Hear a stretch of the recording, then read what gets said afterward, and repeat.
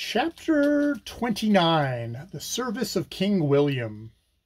One of the boats bumped alongside the Arabella, and up the entrance ladder came first a slight, spruce little gentleman in a coat of mulberry satin laced with gold, whose wizened, yellow, rather peevish face was framed in a heavy black periwig. His modish and costly apparel had nowise suffered by the adventure through which he had passed, and he carried himself with the easy assurance of a man of rank. Here, quite clearly, was no buccaneer.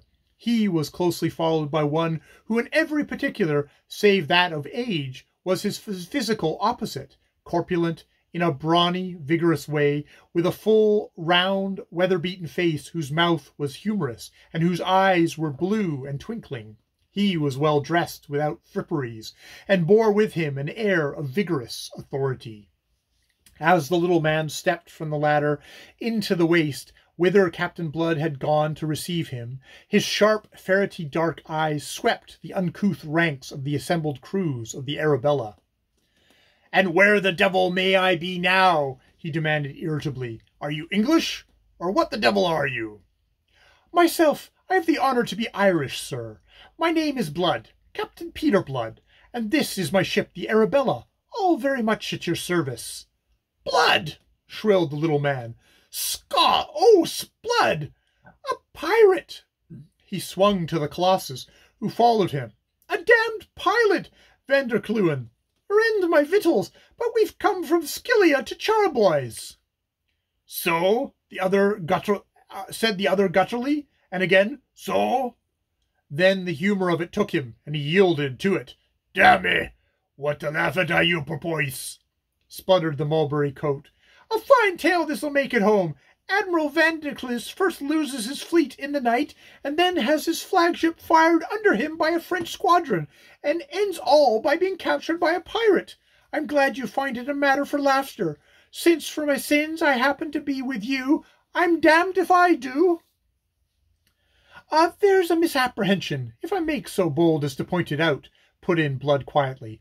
"You are not captured, gentlemen. You are rescued. When you realize it, perhaps it will occur to you to acknowledge the hospitality I am offering you. It may be poor, but it is of the best at my disposal." The fierce little gentleman stared at him. "Damme, do you permit yourself to be ironical?"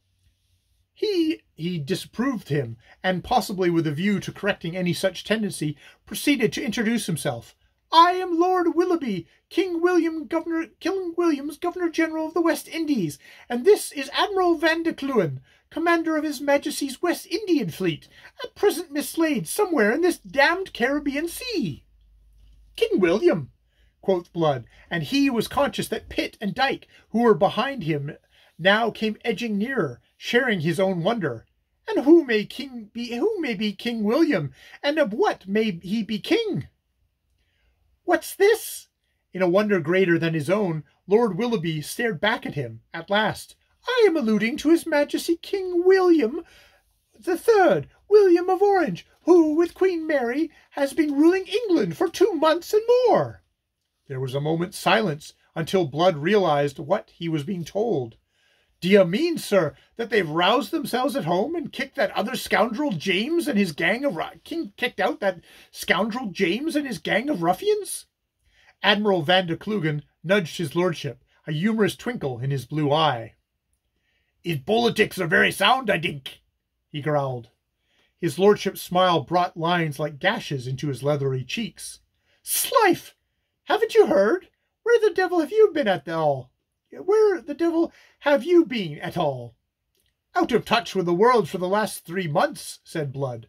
"Stab me! You must have been, and in that 3 months the world has undergone some changes." Briefly he added an account of them. King James was fled to France, and living under the protection of King Louis, wherefore, and for other reasons, England had joined the league against her, and was now at war with France. That was how it happened that the Dutch admiral's flagship had been attacked by Monsieur de Rivarol's fleet that morning, from which it clearly followed that in his voyage from Cartagena the Frenchman must have spoken some ships that gave him the news. After that, with a renewed assurance that aboard his ship they should be honourably entreated, Captain Blood led the Governor-General and the Admiral to his cabin, what time the work of rescue went on. The news he had received had set Blood's mind in a turmoil. If King James was dethroned and banished, there was an end to his own outlawry for his alleged share in an earlier attempt to drive out that tyrant. It became possible for him to return home and to take up his life again at the point where it was so unfortunately interrupted 4 years ago. He was dazzled by the prospect so abruptly opened out to him. The thing so filled his mind, moved him so deeply, that he must afford it expression. In doing so, he revealed of himself more than he knew or intended to the astute little gentleman, who watched him so keenly the while.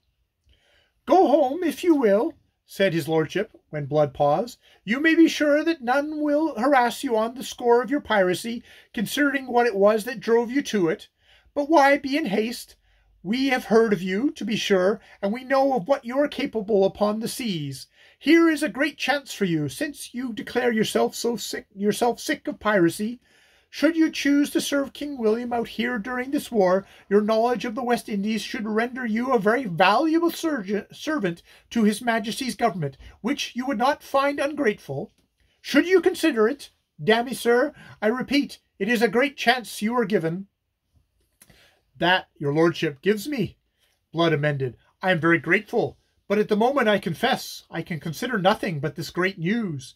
It alters the shape of the world. I must accustom myself to view it as it now is, before I can determine my own place in it." Pitt came in to report that the work of rescue was at an end, and the men picked up, some 45 in all, safe aboard the 2 buccaneer ships. He asked for orders. Blood rose. "I am now negligent of your lordship's concerns and my considerations of my own. You'll be wishing for me to land you at Port Royal." "At Port Royal?" The little man squirmed wrathfully in his seat. Wrathfully, and at length he informed Blood that they had put into Port Royal last evening to find its deputy governor absent. He had gone on some wild goose chase to Tortuga after buccaneers, taking the whole of the fleet with him. Blood stared in surprise a moment, then yielded to laughter. "He went, I suppose, before news reached him of the change of government at home and the war with France?" "He did not," snapped Willoughby. "He was informed of both, and also of my coming before he set out." "Oh, impossible." "So I would have thought, but I have the information from a Major Mallard, whom I found in Port Royal, apparently governing in this fool's absence." But he is mad to leave his post at such a time." Blood was amazed. "Taking the whole fleet with him, pray remember, and leaving the place open to French attack. That is the sort of deputy governor that the late government thought fit to appoint. An epitome of misrule, dammy. He leaves Port Royal unguarded, save by a ramshackle fort that can be reduced to rubble in an hour. Stab me, it's unbelievable." The lingering smile faded from Blood's face. "Is Rivarol aware of this?" he cried sharply. It was the Dutch admiral who answered him. Would he go there if he were not? Monsieur de Rivarol, he take some of our men prisoner. Perhaps they tell him. Perhaps he make them tell. It a great opportunity." His lordship snarled like a mountain cat. "That rascal bishop shall answer for it with his head if there's any mischief done through this desertion of his post. What if it were deliberate, eh? What if he is more of a knave than a fool? What if this is his way of serving King James, from whom he held his office?" Captain Blood was generous. "Hardly so much. It was just vindictiveness that urged him. It's myself he's hunting at Tortuga, my lord. But I'm thinking that while he's about it, I'd best be looking after Jamaica for King William." He laughed with more mirth than he had used in the last 2 months. "Set a course for Port Royal, Jeremy, and make all speed. We'll be levelled yet with Monsieur de Rivarol, and wipe off some other scores at the same time."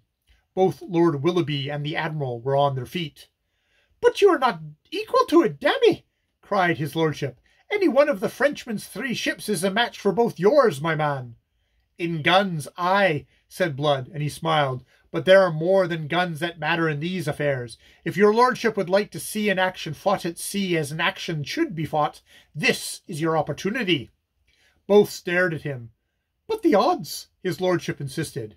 It is impossible," said van der Kloegen, shaking his great head.